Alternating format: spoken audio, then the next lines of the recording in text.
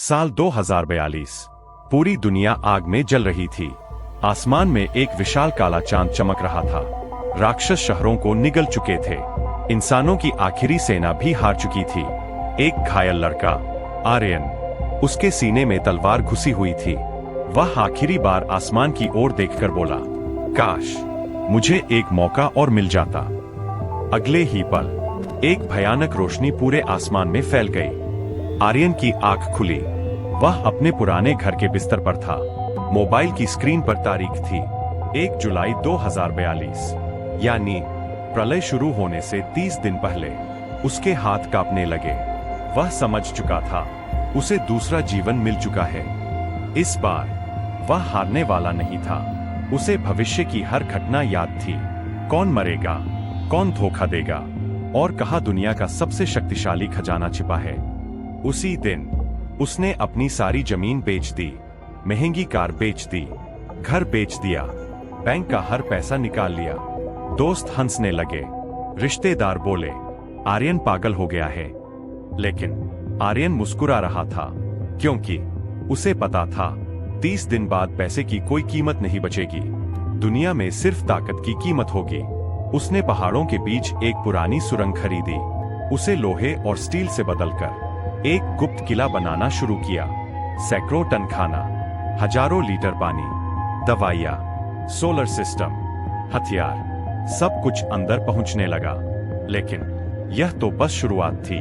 उसे सबसे जरूरी चीज अभी भी नहीं मिली थी, देवताओं के निषिद्ध टैटू। कहा जाता था, ये टैटू बनने के बाद इंसान नहीं, चलता फिरता हथियार बन जाता है।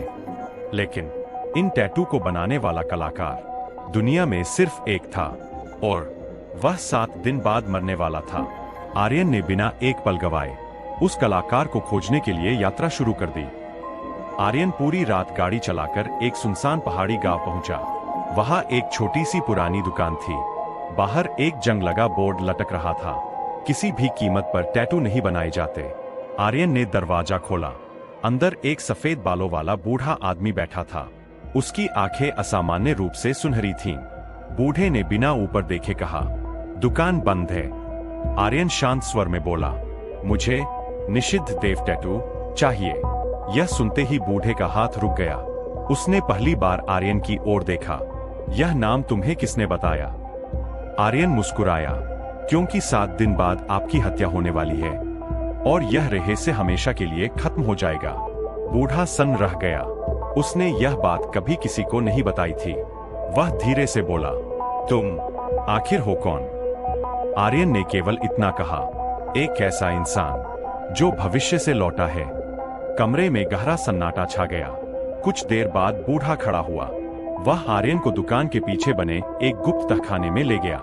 जैसे ही पत्थर का दरवाजा खुला, आर्यन की सांसें थम गईं।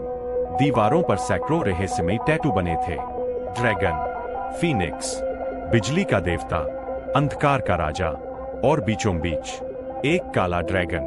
बूढ़ा धीमी आवाज में बोला, यह ब्लैक ड्रैगन गॉड टैटू है। इसे पूरा कराने वाला या तो दुनिया का सबसे शक्तिशाली योद्धा बनता है या दर्द से मर जाता है। आर्यन बिना डरे आगे बढ़ा, यही चाहिए। बूढ़े ने आखिरी बार चेतावनी दी, एक बार शुरू हुआ तो बीच में नहीं रुक सकता। आर्यन ने अपनी शर्ट उतार दी। विशाल स्याही की सुई उसकी पीठ में उतर गई। पहला वार, दूसरा, तीसरा। ऐसा दर्द मानो पूरी रीढ़ आग में जल रही हो। लेकिन आर्यन के चेहरे पर शिकन तक नहीं आई। उसे पता था, यह दर्द ही उसकी जिंदगी बदलने वाला है। तभी अचानक बाहर जोरदार धमाका हुआ। धड़ाम। दुकान का मुख्य दरवाजा टूटकर गिर गया। काले कपड़े पहने हथियारबंद लोग अंदर घुस आए।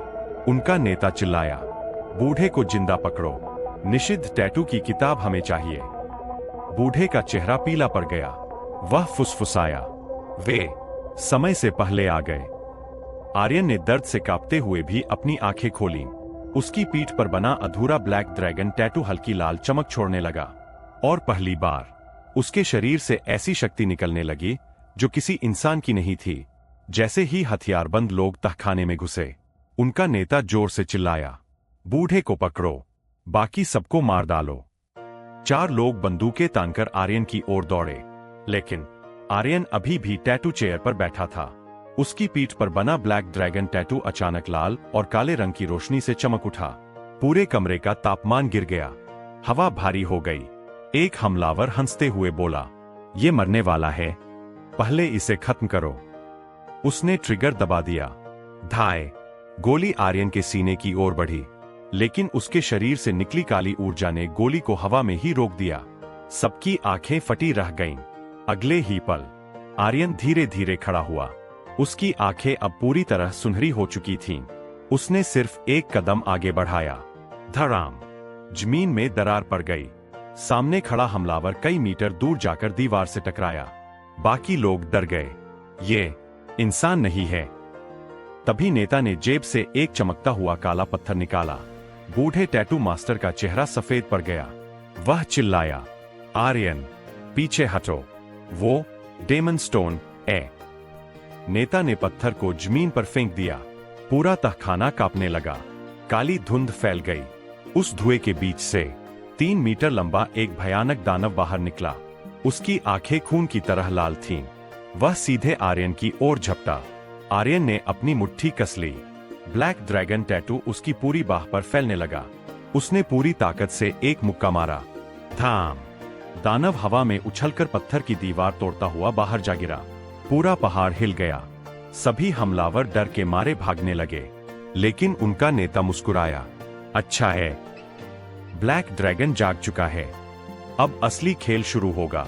यह कहकर उसने एक धुएं का बम फेंका और पल भर में गायब हो गया।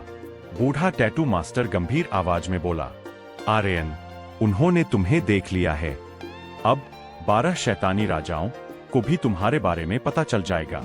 आर्यन ने शांत स्वर में पूछा, उनके जागने में कितना समय है? बूढ़े ने गहरी सांस ली। सिर्फ 23 दिन। आर्यन की मुट्ठियां और कस गईं। उसे पता था, अब सिर्फ प्रलय से नहीं, बल्कि दुनिया के सबसे खतरनाक दुश्मनों से भी लड़ना होगा।